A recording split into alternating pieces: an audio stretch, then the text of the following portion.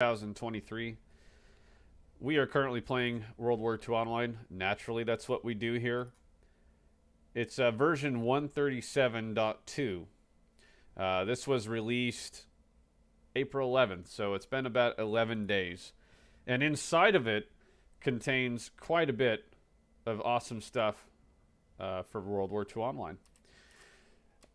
What I want to talk to you about today is really about how the game has, once again, fundamentally changed. But it's not so abnormal. It's not like you haven't seen what we're about to talk about today, ever in the game's history. In fact, it could be argued quite easily that this is the way the game really was. But so let's get to the point. Proximity attack objectives. What does that mean? Well, first, let's verify what attack objectives are. I'm going to open the map very briefly. Attack objectives are these really cool things that focus player combat around the map. And in this case, we're allied and we're attacking the town of Beaumont. It's a German army garrison.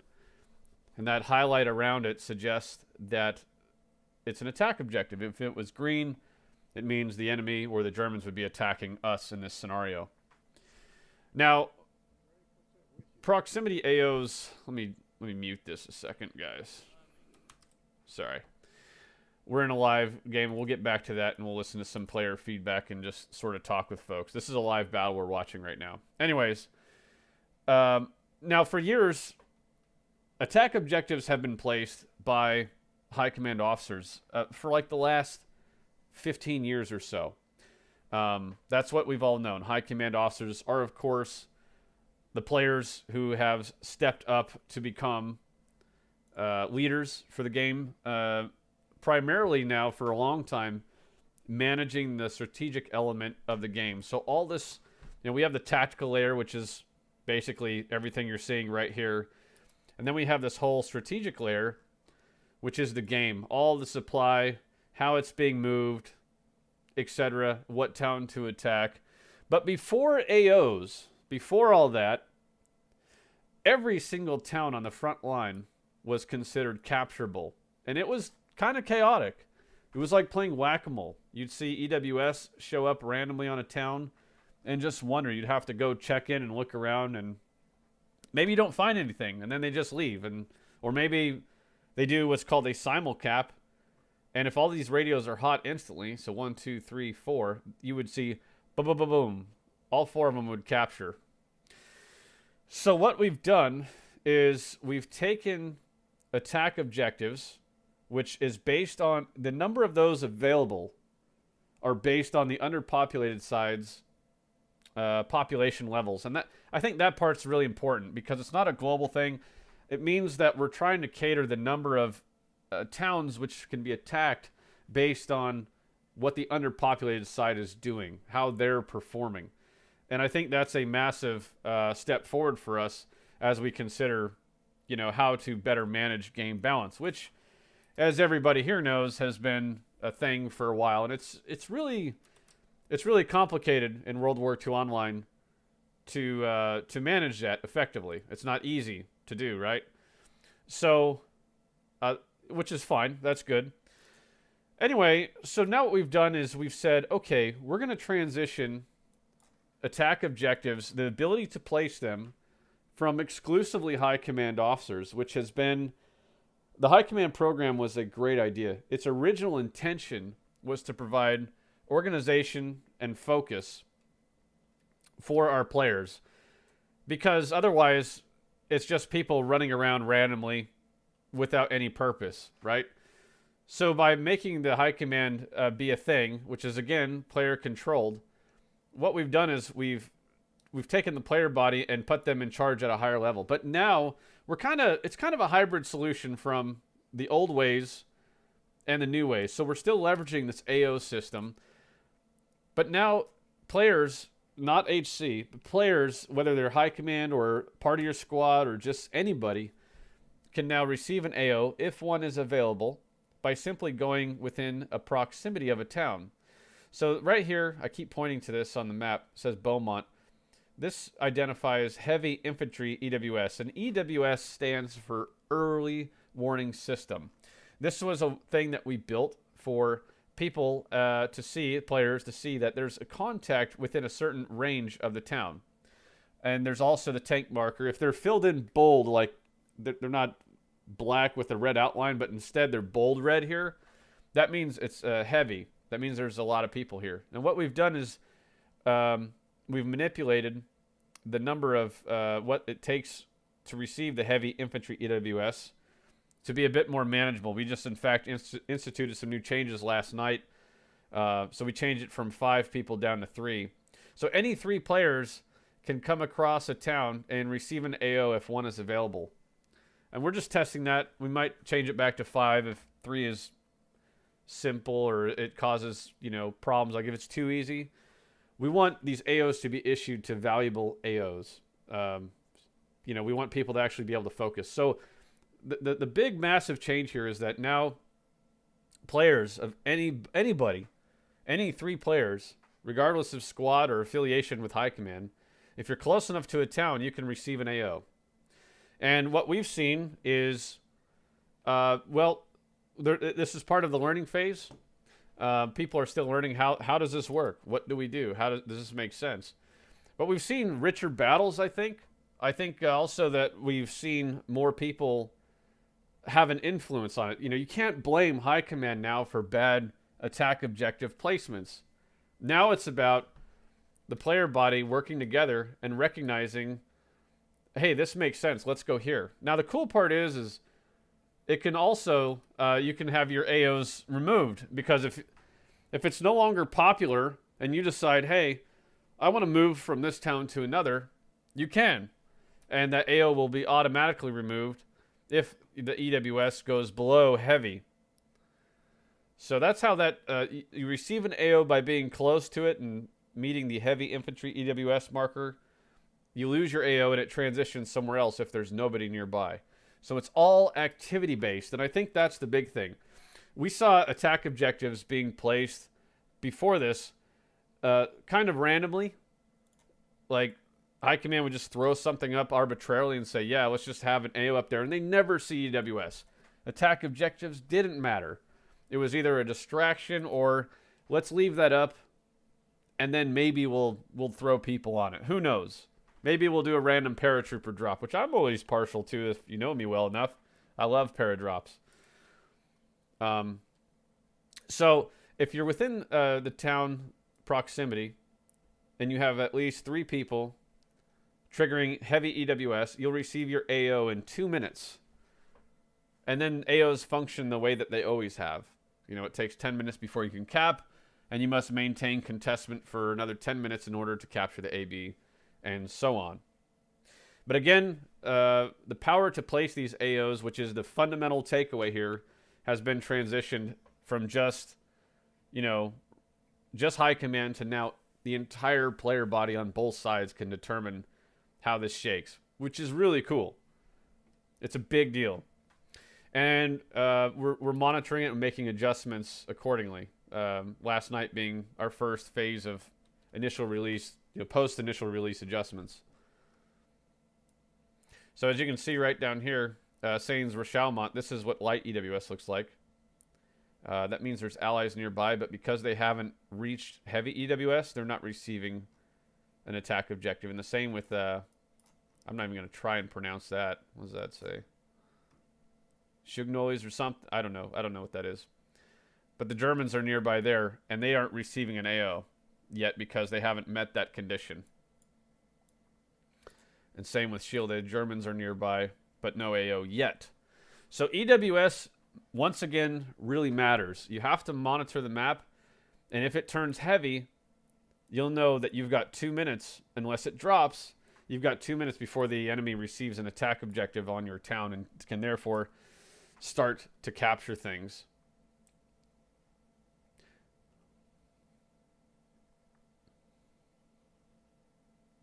We're just changing our camera angle here for a minute. Keep you guys interested who are watching. This is a live battle, by the way. If you haven't yet tried Proximity AOs, I strongly suggest you hop in game and check it out. People have been saying, hey, not a huge fan of high command for a long time, and this, that, and the other. Like, okay, well, here you go. Like, get in, have a good time.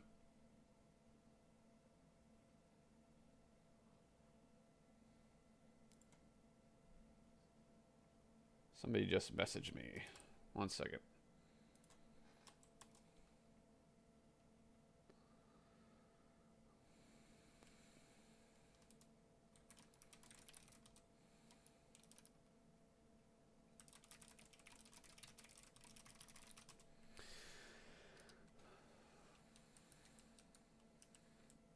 All right, let's just see how we're doing here. Okay.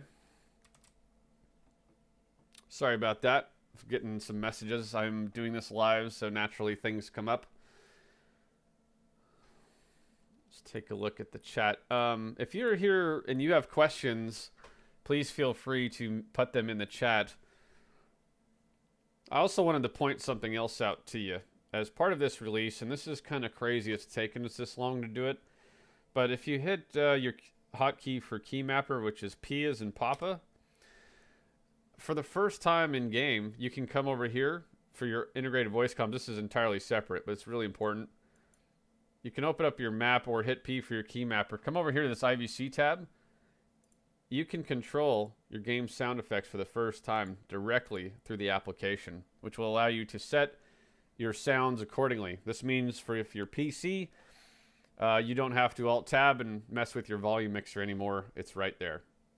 Anyway, thought you guys might be interested in that. World War II Online continues to be a work in progress. There's a lot of things that we're trying to do. But one thing remains the same, is that the players' feedback is always valued. And I hope that our changes that we incorporated last night, and also trying to get the players to actually determine the overall flow of the game, not relying exclusively on the high command at this stage. There's still a purpose for high command. We'll cover that in a second. But we want you guys to know that, you know, we're as passionate as the next guy about this. 90% of our team here at CRS were players first. And, you know, we're doing some pretty big stuff, including trying to get onto the Unreal Engine, but we'll stay focused on this.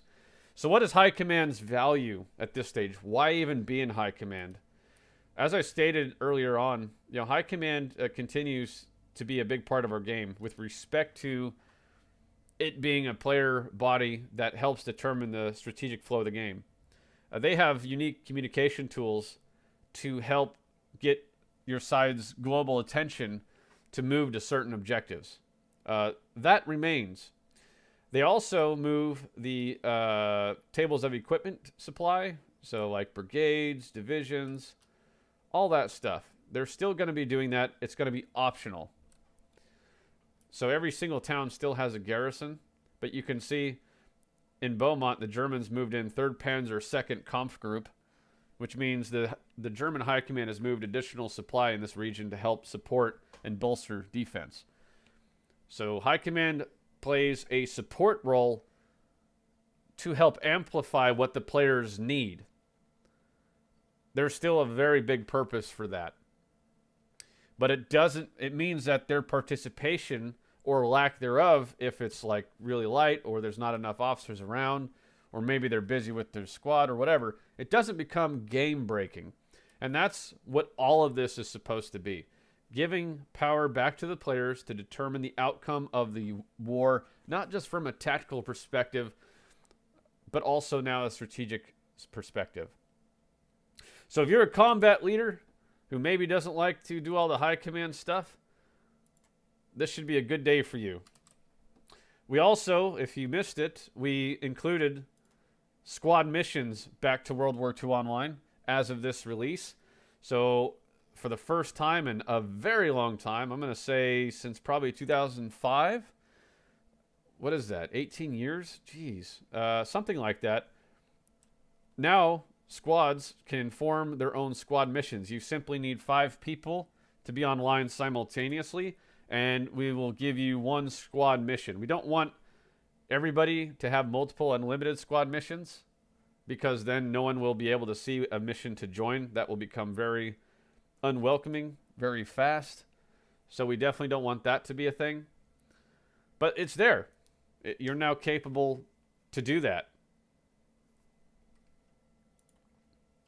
So we got squad missions back. We have attack objectives, which are now driven by the player body, back for the first time ever in that regard. But it's been a very long time. A lot of people aren't used to this.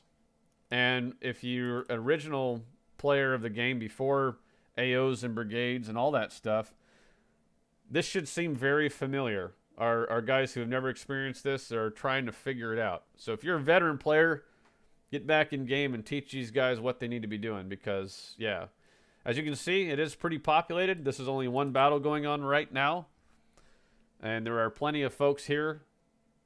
One of the things that Proximity AOs has also brought back is richer battles. There are things happening where, you know, AOs matter, man. If you see them coming at you, you know there's people there supporting it. Again, it's not just a random automatically placed system AO. On that note, I should say, system objectives, system attack objectives are no more. We've taken out the automatic placement of AOs, which were kind of arbitrary and not very useful. So once again, to almost beat a horse dead, AOs are very, very important.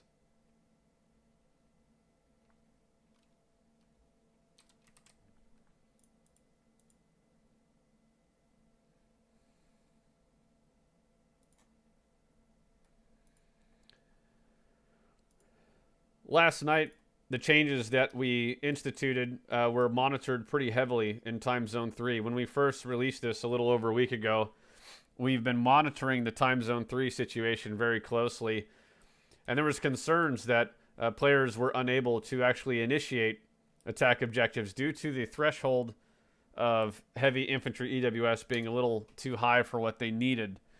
During Time Zone 3, that's when most of our players are sleeping. It's just we kind of see our Australians, Eastern Asia, that sort of time zone. It's very light in game. So our changes last night, we finally saw 3 AOs out, which was great. We saw higher than normal population. We saw more missions that were online. We saw more mobile spawns deployed than we normally do. These are all very encouraging signs that we're moving in the right direction. And we are committed to making sure that we continue to explore, and we need the grace to do that. And I hope that, you know, the feedback being incorporated and put into play, you know, is well received. That was pretty cool. Good kill there, Jay. Look at that. That was pretty awesome.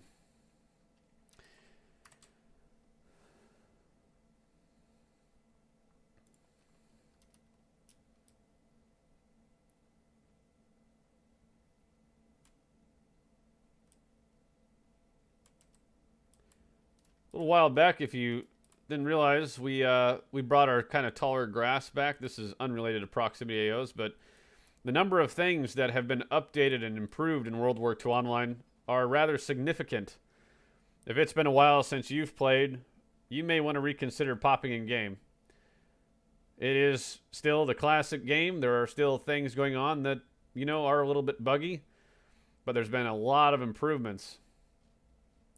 One of the unique updates we'll talk about, this has to do with strategy a little bit. It's not Proximity AOs. You can see we added barbed wire here, but also a significant thing is for our defensive forces, we considered these murder holes. There used to be 4 of these murder holes on the army base, but we've actually made it so that there's only 2 now, and you can see the other one over there. This makes defending these positions quite a bit more tenable for defensive forces. We also provided some sandbags for guys to go over the top if they want, or to have a higher shooting position as well. So once again, relatively minor, but adds to the overall perspective of what we're trying to do.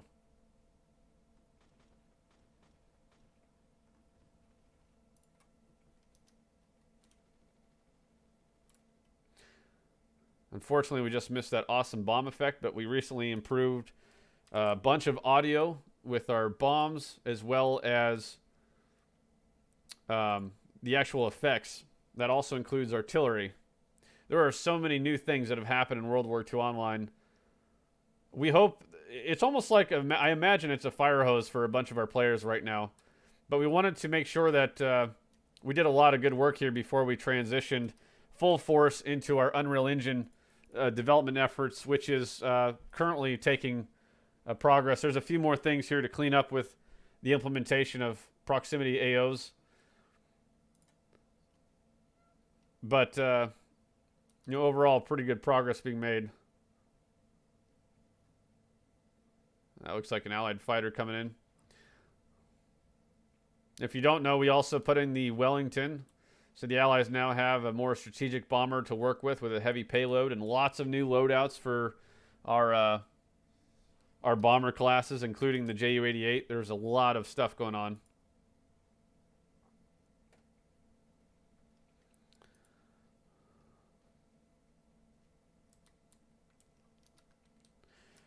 So I'm going to do a quick recap and close out this stream because I want it to be informative. Proximity AOs are now player-controlled AOs.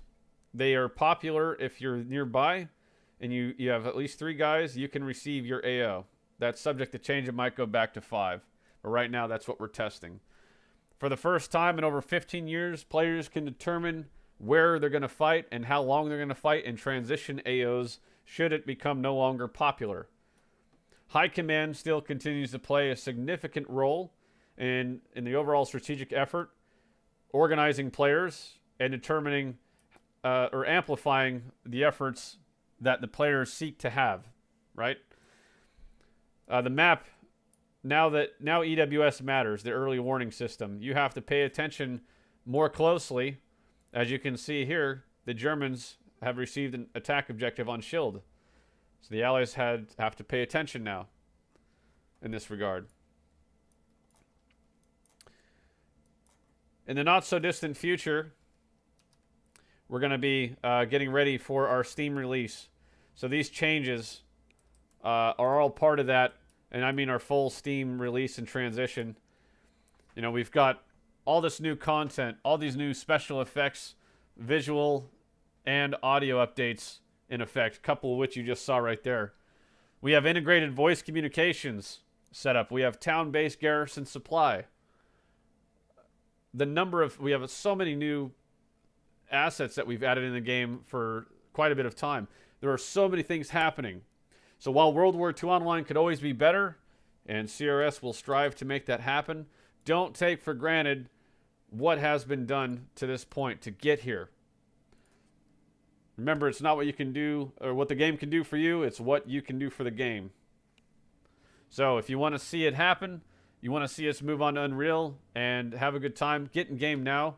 Remember, we have a fundraiser going on to help us kickstart over to the Unreal Engine. You can go to our website, and at the very top of it, it will talk about that. It includes a little video. In fact, I might be able to pull that up really quickly just to show you guys. I might just do that. 1 second.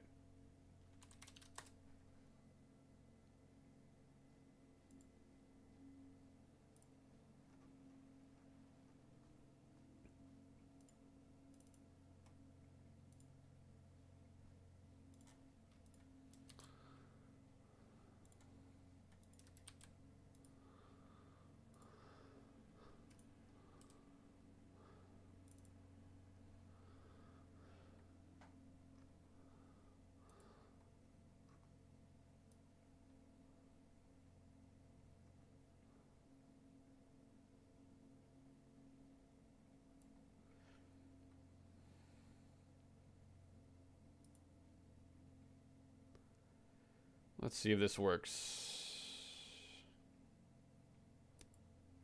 All right. So, this is the porting of World War II Online onto the Unreal Engine. That's what all this is. Let's see how this works. 1 second. Turn that off. Okay.